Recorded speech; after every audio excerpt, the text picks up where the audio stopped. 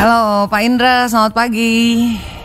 Selamat pagi Mbak Nadia, apa kabar? Yes, alhamdulillah baik. Pak Indra gimana? Semoga sehat selalu juga nih, semangat terus. Alhamdulillah sehat. Alhamdulillah. Semangat terus ya. Iya, Pak Indra kan baru-baru ini Anda menggelar diskusi juga ya, ngobrol pintar seputar edukasi. Temanya tuh membangun SDM unggul dengan rata IQ 78,49. Iya. Boleh cerita nggak? Kalau bahasanya warkop itu IQ jongkok. Maka itu waktu itu diskusi itu tujuannya apa? Latar belakangnya apa? Mau ngadain seperti itu, obrolan itu? Artinya kan kita dalam punya cita-cita kan, Indonesia emas, Indonesia unggul, menyebutnya Indonesia unggul, bonus demografi. Kan kita harus mulai dulu dari modal kita di mana. Jadi kita tahu kan mulainya di mana kan gitu. Nah ternyata kan modal kita berat banget nih. Dari sisi IQ itu kita yang paling rendah se-Asia Tenggara loh. Kita satu level dengan Timor Leste. Ya wajar juga ya, mungkin Timor Leste bagian dari kita ya, berarti IQ-nya dulu bagian dari kita, jadi gitu. Jadi kan itu fakta yang nggak bisa kita tutup-tutupi, karena itu kan bicara kajian internasional ya kan. Kita perlu mempercayai kan, ini hasil ini. Karena kalau begitu disambungkan dengan katakanlah tes PISA, itu juga nyambung. Ternyata, kita salah satu jadi ukuran kita sering bahas kan, ukuran kemampuan membaca kita saja di level functionally illiterate. Artinya buta huruf secara fungsi. Orang Indonesia itu bisa baca, tapi jadi bunyi ya, baca itu bunyi kan gitu loh. Ini Ibu Budi kan gitu, bunyi dia. Tapi nggak paham sebetulnya makna yang dibaca itu apa. Nah sehingga dampaknya salah satu yang juga muncul di kajian OECD tahun lalu 2021, bangsa Indonesia itu adalah bangsa yang tidak mampu membedakan mana yang fakta, mana yang opini. Karena tidak mampu mencari referensi yang kuat. Gitu. Jadi ada hubungannya dengan IQ kita, tadi ya, IQ 78,49 itu berarti sangat berhubungan kan begitu, karena kemampuan berpikir kita memang rendah. Nah kalau bicara tentang kemampuan berpikir kita rendah, itu nggak cuma bicara pendidikan, tapi kita bahkan kemarin salah satu narasumber kami, Prof. Iko dari Guru Besar Fakultas Kedokteran UI mengatakan ngomongin manusia itu harus bicara bahkan sebelum prakonsepsi kan gitu. Jadi sebelum anaknya dibikin dan dibuat, itu harus bicara tentang kesehatan ayah, kesehatan ibu, ya kan? Terus janinnya, bagaimana lifestyle mereka kan begitu. Itu yang betul-betul akan berpengaruh. Kemudian sudah menjadi janin di dalam perut itu 9 bulan seperti apa. Jadi itu yang sepertinya kita nggak pernah dalam kehidupan masyarakat Indonesia belum sampai ke sana pemahaman itu. Bahkan menarik, kemarin juga salah satu diskusinya menunjukkan data ibu-ibu hamil di Indonesia itu konsumsi terbesarnya adalah karbohidrat. Ya kan? Ya, maklum lah, orang Indonesia doyan nasi kan. Gitu. Jadi karbohidrat itu yang konsumsi lebih banyak, padahal yang dibutuhkan harusnya protein lebih banyak. Nah ini kan kontradiksi dengan kondisi negara kita yang negara maritim, yang harusnya namanya ikan itu berlimpah ruah, ya kan?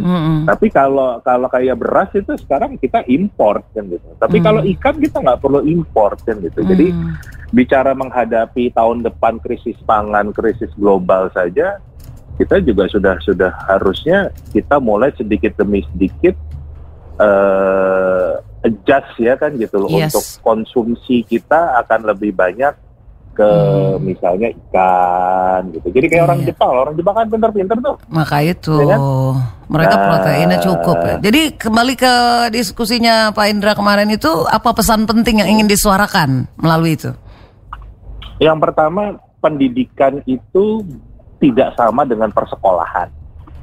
Jadi kan kadang-kadang kita di Indonesia ini mindset tentang pendidikan itu ya sebatas bicara tentang persekolahan. Iya. Tapi kalau kita bicara tentang filosofinya Ki Hajar Dewantara sendiri, Bapak pendidikan kita, pendidikan itu harus ada di 3 sentra. Iya. Rumah sebagai sentra pendidikan, sekolah sebagai sentra pendidikan, masyarakat sebagai sentra pendidikan. Nah, problematika tadi masyarakat Indonesia itu belum betul-betul paham tentang pentingnya bagaimana anak itu sebelum prakonsepsi kesehatannya itu sudah dipikirkan. Itu kan nggak bisa dari sekolah, tapi kan bicara dari pendidikan di rumah, pendidikan di masyarakat, kan begitu. Nah, itu yang sepertinya belum digarap secara serius. Bahkan kita sering diskusi kan, Mbak Nadia, rumah orang Indonesia itu nggak pernah dijadikan sebagai sentra pendidikan, kan gitu. Justru urusan pendidikan itu didorong keluar terus. Bahasa saya outsourcing lah. Serahkan ke sekolah, serahkan ke pesantren, serahkan ke bimbel, kan gitu. Padahal itu hal yang sangat penting, kan gitu. Termasuk baik. Bagaimana orang tua mendidik anak-anaknya, bicara tentang pendidikan seksualitas, ya kan? Kesehatan organ vital, bagaimana itu kan harus dimulai dari rumah, kan begitu. Dan mungkin karena kita punya budaya yang canggung, tabu itu, tapi itu kan satu hal yang sangat penting. Jangan sampai malah anak-anak kita bisa mendapatkan informasi yang keliru, kan? Malah dari luar. Internet misalnya, tahu-tahunya malah dia clickbait, dia menyesatkan. Bisa itu malahan. Sangat mungkin. Nah, kalau soal IQ tadi, kalau menurut Pak Indra gimana? Seberapa pengaruh IQ itu dalam menyiapkan SDM unggul tadi itu? Indonesia Emas. Sangat berpengaruh. IQ itu kan kemampuan berpikir, ya kan gitu. Walaupun memang tidak. Jadi para narasumber kami memang sepakat bicara IQ itu kan potensi, ya kan. Jadi sebuah potensi. Nah, kalau potensi kita lemah, rendah, ya kan. Jadi kalau kita bicara probabilitas, ya kan, untuk sukses bukannya tidak mungkin, tapi probabilitasnya lebih kecil, kan begitu. Nah, jadi kalau kita mau bicara SDM unggul, ya kita harus menyiapkan anak-anak kita tadi dari prakonsepsi sudah disiapkan. Jadi sebelum bayinya itu dibuat, ya kan? Itu sudah bicara bagaimana kesehatan ayah, bagaimana kesehatan ibu. Itu kan tadi lifestyle, gaya hidup, konsumsi. Tadi termasuk kan era sekarang itu kita bukan era lagi jadi kuli, ya kan? Yang membutuhkan tenaga besar. Itu mungkin dulu kita didorong konsumsi nasi, karbohidrat, karena kita dijajah Belanda, dijajah Jepang supaya kita menjadi budak, kan gitu. Makanya konsumsinya butuhnya tenaga ototnya, bukan otak ya. Ini menarik banget nih. Kita bisa makan nasi segunung, lauknya cuman kecap atau garam kok, kan gitu. Bisa. Rupanya peninggalan zaman dulu. Tapi ini berarti tantangan banget buat kita ya. Karena tadi saya juga berbincang tuh sama ahli dari IPB ya. Sebetulnya nature tuh artinya kan orang lahir itu kan bisa dibentuk tadi dengan gizi tadi itu yang disampaikan Pak Indra. Nah, rata-rata kalau itu bisa dan nature yang jelek bisa dibantu oleh nurture. Jadi pada saat anak lahir itu udah langsung tuh di balita usia-usia pertama tuh bisa dikasih gizi juga. Kayak kalau di sini kan masih stunting, gizi buruk gitu. Nah, cuman masalahnya itu tadi yang Pak Indra bilang, Indonesia beda dengan negara maju, maksudnya itu manusia tuh sebenarnya terlahir sama, emang gizinya yang berbeda. Berabe saya kalau mau gitu. Bandingkan saja misalnya dengan, saya dulu lama tinggal di Amerika, adik saya di Singapura, ya kan. Itu begitu menikah terus hamil, itu sudah dari pemerintahnya setiap minggu itu dikirim susu, telur, keju, vitamin, kan begitu. Jadi memang betul-betul disiapkan supaya anak yang lahir di negara itu adalah anak yang memang tadi potensi keberhasilannya lebih besar. IQ-nya tinggi, kesehatannya baik, kan begitu. Itu yang sudah disiapkan secara matang, kan begitu. Baik. Nah, ini kan sekarang tinggal komitmen kita bersama nih kan. Benar. Kalau kita bicara SDA, sumber daya alam Indonesia, udah hebat deh kan gitu. Kita menang dari Singapura, menang dari Korea, menang dari Jepang, kan begitu. Benar. Tapi yang kelemahan kita adalah SDM. Ya kan, betul-betul SDM kita, ya kan udah tadi buktinya IQ aja jongkok kan gitu. Ya kan, terlepas mau orang percaya atau enggak, tapi faktanya memang kita bukan negara yang sesuai dengan kondisi alam tadi kan gitu. Artinya kalau alam kita kaya, logikanya negara kita juga kaya dong, masyarakat kita juga sejahtera dong, kan begitu. Kan punya modal yang ini. Kan bahkan menariknya ini ada beberapa artikel di Kompas yang mengatakan Indonesia itu sangat bergantung impor BBM dari Singapura kan gitu. Makanya harganya kan naik tuh kemarin kan gitu. Kan lucu. Kita yang punya minyak banyak bergantung sama negara yang nggak punya minyak sama sekali. Iya, sungguh kan aneh. Berarti kita yang dikerjain sama orang Singapura kan sebetulnya. Iya. Itu rupanya situasi. Karena dia IQ-nya bagus kayak Singapura tuh kemarin.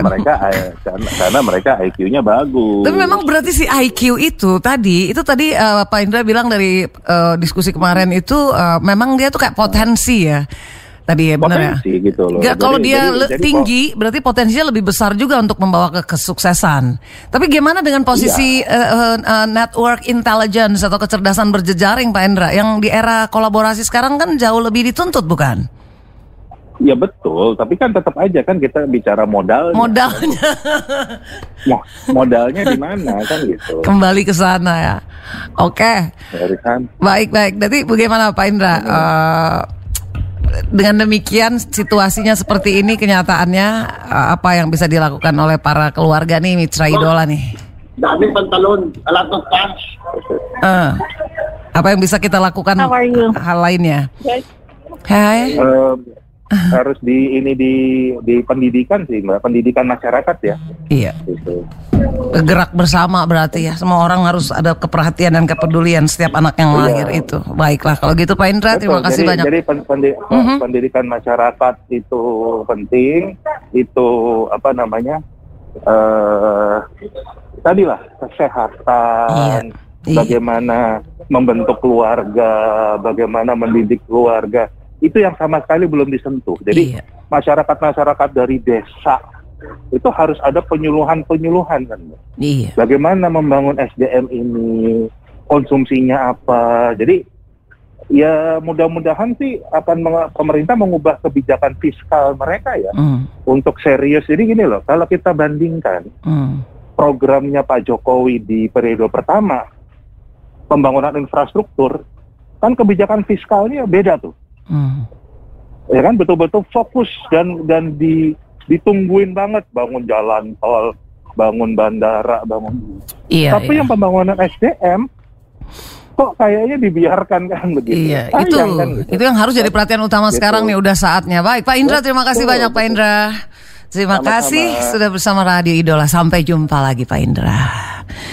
Ya, demikian Mitra Idola. Indra Karismiaji, Direktur Pendidikan Vox Populi Institute Indonesia, sudah menyampaikan tadi gimana pandangan pemikirannya tentang topik yang sedang kita bahas ini ya.